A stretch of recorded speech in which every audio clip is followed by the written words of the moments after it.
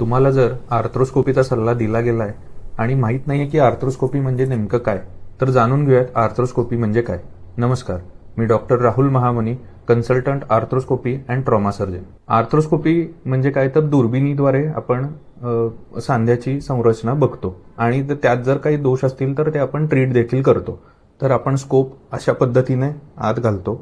सांध्याच्या आतील जे स्ट्रक्चर्स आहेत, जसं की एसीएल लिगामेंट, गाद्या, मेनिस्कस, ह्याची संरचना आपण बघतो आणि त्याला जे दोष आहेत त्याचे आपण ट्रीटमेंट देतो.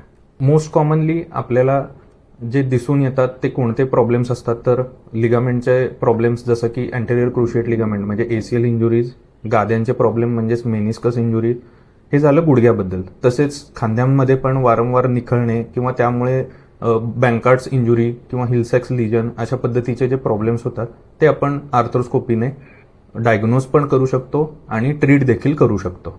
याचे फायदे काय, तर अत्यंत कमी इन्सिजन म्हणजे चिरा असल्या कारणानं वेदना कमी होतात, फास्टर रिकव्हरी होते आणि लवकरात लवकर म्हणजे अगदी काही सर्जरीजमध्ये त्याच दिवशी डिस्चार्ज देखील मिळतो आणि लवकरात लवकर आपण आपल्या रुटीन कामाला लागू शकतो.